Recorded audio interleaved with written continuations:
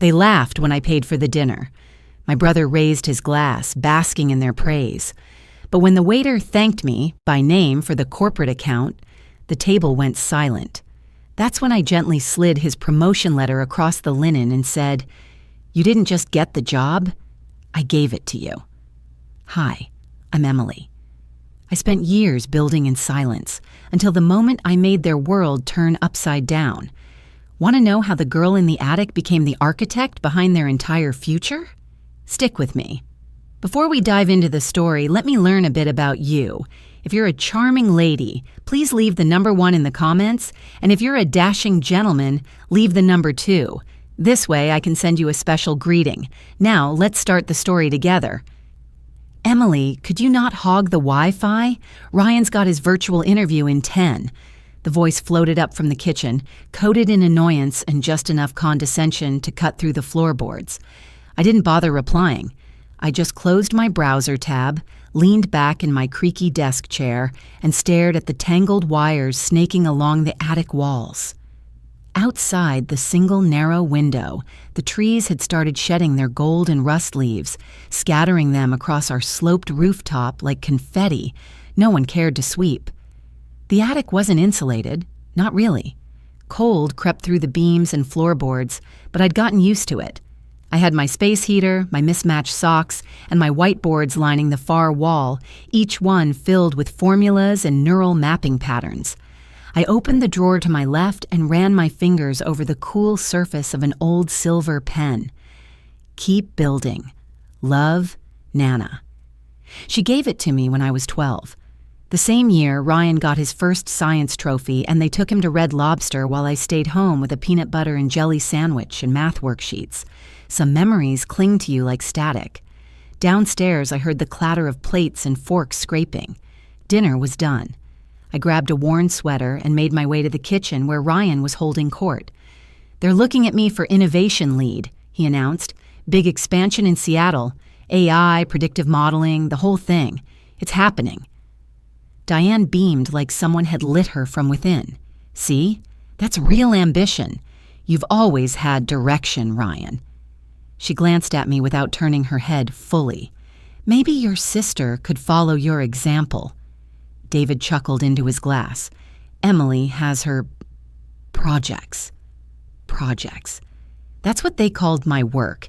Years of sleepless nights scraping together code on secondhand laptops. My lab was a joke to them. They never once asked what I was building. I helped clear the plates. No one thanked me.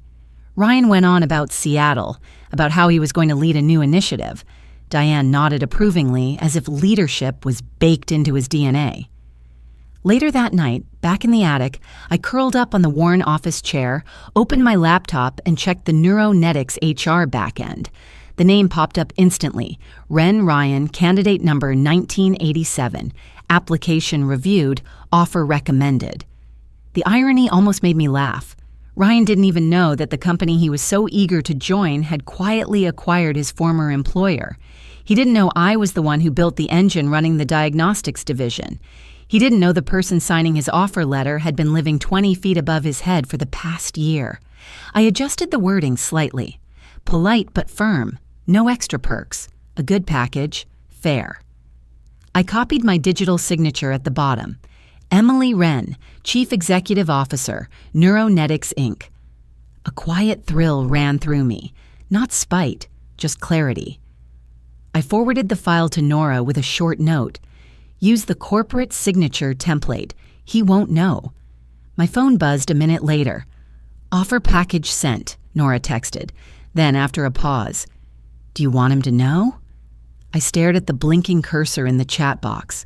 "Not yet," I typed back, then shut the laptop with a soft click. The attic groaned slightly as I leaned back. Cold air nipped at my ankles, but I didn't mind. Sometimes the quietest spaces hold the loudest beginnings. "Someone at HQ greenlit this offer fast," Ryan said on speakerphone. "Guess I impressed." I stirred honey into my tea, standing by the window of my office on the 19th floor. The sun hit the water just right that morning. Elliott Bay glinting like a silver ripple of data in motion. He had no idea I was listening with a half smile. No idea that the HQ he was bragging about was me. Across the room, Nora placed a fresh stack of files on the table, her movements quiet but deliberate. Board documents for Helix. They're expecting the acquisition terms finalized before next week's vote. I nodded and opened the top folder. Helix Diagnostics, once an industry leader, now riddled with underreported liability and crumbling infrastructure. My father had helped build it decades ago. It felt like clearing a trail someone else laid but never finished. Jude joined via video, his face half lit by 3 monitors. "Ryan Wren's internal application just hit the system," he said. "You want me to fast-track it or flag it?" "Flagged already," I said, eyes scanning the file. "But no action needed." Jude smirked. "Nepotism?" I returned the look. Not when he doesn't know. I approved the promotion silently. 1 checkbox, no announcement, no fanfare. I wasn't interested in theatrics. I'd spent 3 years building this infrastructure to run clean, lean, and invisible when needed. Most people never notice the ghost in the org chart. That afternoon, I practiced my remarks for the upcoming Helix board meeting. The audio software distorted my voice just enough to make me sound like a Midwestern consultant. The board wouldn't see my face, just slides, graphs, performance forecasts. "It's strange," I said, pausing mid-sentence. "I remember when Dad wore a Helix pin like it was a badge of honor." Nora looked up. "You sure you want to keep hiding?" I considered the question, then turned back to the mic. "It's not about being seen. It's about what gets done." She didn't push it. Nora never did. That's why I trusted her with everything. The board meeting went as planned. Minimal questions, some digital nods, 1 glitchy mic, and a unanimous vote to approve the acquisition and the internal hire. A quiet win. Later that evening, I pulled up our executive log and reviewed the final approval line. Promotion package, Ryan Wren, signed Emily Wren, CEO. Some victories don't come with applause. They come with silence, but the right kind of silence, the kind that means you moved a mountain without waking the city. My phone buzzed. A calendar invite popped up from the family group chat. Wren family dinner, Bellevue, celebrating Ryan's promotion. I stared at it for a few seconds, then let out a short breath through my nose. Not laughter, just recognition. I clicked accept and smiled. To Ryan! Diane raised her glass high, her voice lilting with pride. Our family's star! Crystal clinked all around the table. I lifted my own glass, still full, and let it hover politely in the air for half a beat before lowering it back to the white linen. No one seemed to notice. The restaurant was the kind of place where napkins were folded like origami, and you were addressed by your last name, even when you hadn't given it. Bellevue had a taste for the polished, and tonight it had chosen Ryan. I had arrived 10 minutes late, not by accident. Diane greeted me with a quick kiss on the cheek and gestured vaguely to an empty seat near the end of the table. "We went ahead and ordered wine," she said. "There's sparkling water if you're still not drinking." I slid into the chair, nodding silently. It was just far enough from the spotlight that no one expected me to speak, but close enough to hear every detail of Ryan's latest success story. "I'll be managing a team of analysts," Ryan was saying, swirling his glass with practiced ease. "Forecasting trends, designing pre-symptomatic tracking protocols. It's big." David gave him a solid pat on the back. "That's leadership, son. You're not just moving up, you're moving people."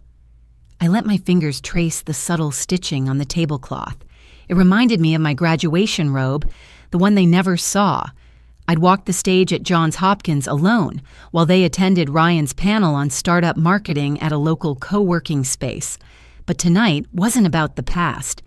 The waiter approached with a warm smile, placing the dessert menus with a discreet flourish. David waved him off. "No need for menus, let's do champagne. This one's on me." He reached into his blazer and pulled out a Helix corporate card with a familiar silver edge. The waiter took it and stepped away. Ryan launched into a new story about meeting the Helix Regional VP, unaware the man now reported to someone else entirely. I barely sipped my drink. My glass, a soft green mocktail, stood out among the golden bubbles, intentional, quietly defiant. The waiter returned, carefully neutral. "I'm sorry, sir. This card was declined." David frowned. "That's not possible. Try again." "I already did," the waiter said gently. "Twice." Diane rustled in her purse and handed over her own card. "Use mine." Another pause. "I'm sorry, ma'am. Same result." Tension bloomed, slow and awkward. I reached for my clutch, opened it without a word, and handed over a sleek black card with no visible name. The waiter's expression shifted immediately. "Thank you, Ms. Wren," he said with a nod. "Always a pleasure." The table went still. Ryan turned his head first, brows drawn. Diane blinked. David's jaw tightened. I lifted my glass. Not mockery, not triumph, just calm. "To new beginnings," I said softly, "and offers worth signing." My words floated gently across the table, landing without impact at first. Then I saw it. Ryan's eyes narrowing, confusion rising beneath the surface of his practiced smile. He leaned in slightly. "Wait, you paid for this?" I tilted my head, a small curve at the corner of my mouth. Let them wonder. Let the room rearrange itself. Some moments don't need a spotlight, just a pause long enough for the truth to echo. "You paid?" Ryan's voice cut through the soft music still playing in the background. "For this entire dinner?" I didn't answer right away. The room had shifted, and I let the silence do its work. A few minutes ago, we were still clinking glasses. Now the energy curled inwards, tight and uneasy. I took a small sip from my now lukewarm drink. The last of the other guests had left, leaving our family alone in the private room. A half-eaten creme brulee sat in front of David. Diane adjusted her scarf like it had betrayed her. Ryan looked at me, really looked, for maybe the first time in years. The waiter returned to clear the plates. His tone was professional, but there was a flicker of familiarity in his voice as he glanced at me. "Thank you again, Ms. Wren. The ownership circle appreciated your early renewal this quarter." Diane blinked. "Ownership?" The waiter gave a courteous nod, then disappeared. David scoffed. "That's some kind of loyalty program?" I didn't respond. Instead, I reached into my bag and slid a crisp folder onto the center of the table. Smooth leather, white paper, clear lettering. Ryan hesitated, then opened it. His eyes scanned the document slowly. His mouth moved as he read silently, word by word. At the bottom of the page, my signature rested in sharp black ink. Emily Wren, Chief Executive Officer, Neuronetics, Inc. The silence that followed wasn't the awkward kind. It was surgical. I met each of their gazes without flinching. "You celebrated the offer," I said evenly. "I simply created it." Diane's lips parted as if to speak, but no words came out. David leaned back in his chair, his hands resting on the arms like he suddenly needed to ground himself. Ryan swallowed. "But I got this through Helix."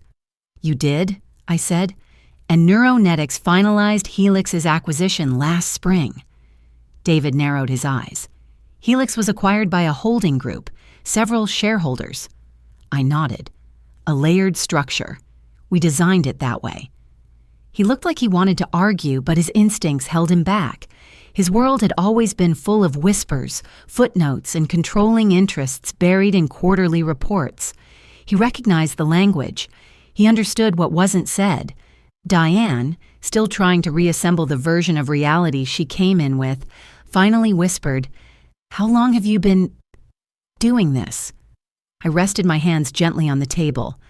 Long enough to know when to stop asking for validation and start building without it. Ryan pushed the folder back toward me. "You're my boss?"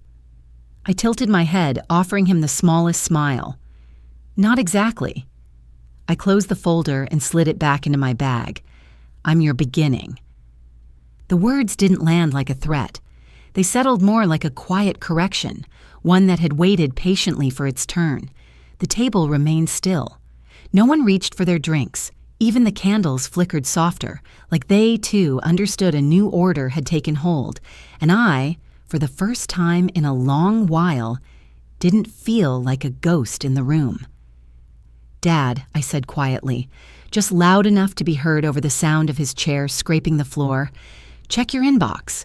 The audit's already started." We were standing in the restaurant lobby. The warm glow from the dining room hadn't followed us out here.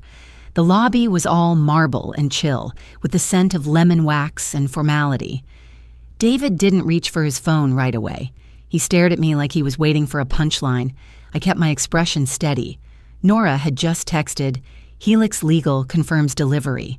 Phase 1 triggered." I remembered being 14, standing just outside his home office, listening through a cracked door as he told one of his colleagues, "Emily's just playing with ideas. Ryan has real vision." I'd written that quote down on the back of a math test and taped it to the inside of my closet door, not out of spite, just so I'd never forget where I started. "You're overstepping," he said now, pulling his phone from his pocket with a practiced flick. "This isn't how real business works. This is politics, Emily." I shook my head slowly. "Number this is pattern recognition. Our AI flagged ghost invoices, reused trial IDs, and routing numbers linked to inactive clinics." He scoffed, glancing at his screen. I knew the moment he saw the legal summary.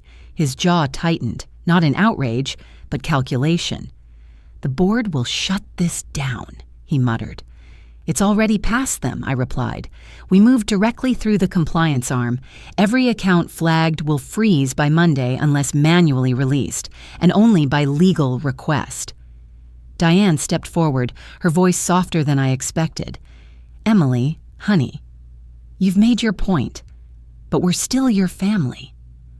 I looked at her, really looked. Her eyes weren't angry now. They were searching. She didn't know which version of me to speak to, the daughter in the attic or the woman in front of her. "I never wanted to destroy anything," I said, "but I'm not going to protect something built on fraud either." Behind us, Ryan stood near the glass exit, arms crossed but saying nothing. He looked like he didn't know where to stand anymore, between pride and panic. "You could have ruined me," he finally said, his voice low. I turned toward him, meeting his gaze without flinching. "Number, I could have replaced you." He didn't respond.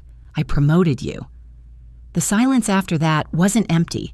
It was full of shifting weight, of truths rearranging themselves inside old frameworks. David stepped back from us without another word and pushed open the heavy door. It slammed behind him, sending a brief gust of wind through the lobby. Diane stayed. She adjusted her bag on her shoulder, then touched the lapel of her coat as if grounding herself. "Are you coming home for Thanksgiving?" she asked, barely louder than a breath. I didn't answer. I just looked toward the door David had disappeared through, then to Ryan, who still hadn't moved. Sometimes walking away isn't the loudest act, it's the clearest one. "You didn't just sign my offer," Ryan said quietly, his voice nearly drowned out by the soft clinking of cutlery around us. "You designed the engine that powers my entire division." It was a week after the dinner, a week after the audit, the silence, the exit. We were sitting in the hotel lounge in San Francisco, the morning sun barely warming the sleek glass walls. My keynote was in 40 minutes. I didn't answer right away. I just wrapped my hands around the ceramic coffee cup, letting the heat settle into my palms. He didn't need me to confirm it. He already knew. I thought back to the attic, the breath on my lips when the heater hadn't kicked in, the hum of an old tower PC booting up, the line of code that refused to run for days, until one night it finally did. Not because someone else fixed it, because I stayed, because I believed it could work if I kept going. Nora met me backstage, headset in place, clipboard in hand. "Still want to stay invisible?" she asked as she clipped the mic to my blazer. I smiled. Not anymore. The stage was quiet when I walked out, but not silent. There was always a kind of electricity in those first few seconds, when the name flashes across the projector and people sit a little straighter. Keynote, Emily Wren, founder, Neuronetics. Some in the audience stared, unsure how the woman in flats and a simple navy dress could be the mystery name behind their quarterly projections. Others leaned in, curious. I began simply. From attic to architect. There was no need for drama, just story. I spoke of early ideas, of algorithms scribbled between coffee shifts, of learning to listen even when no one asked you to speak. I spoke of systems, not just code, but belief systems, and how we build them, brick by quiet brick. As I talked, I saw them shift, from disbelief to curiosity, to something softer, respect. At the end, there was a pause. Then came the applause, not rushed, not polite, full. I stepped back from the podium, scanning the rows.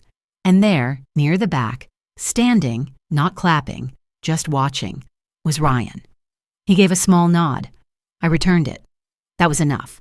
Not everything needs repair. Some things just need truth and time.